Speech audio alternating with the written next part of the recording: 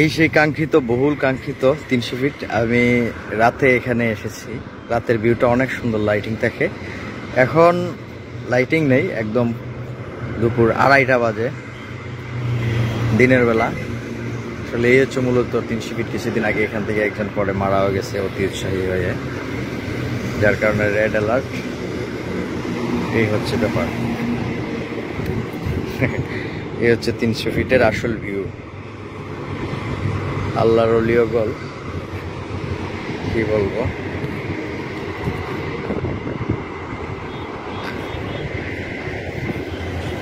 একদম পুরা সূর্য এদিকে ধরা, তাই ওদিক দিয়ে অপোজিট দিয়ে দেখাচ্ছি।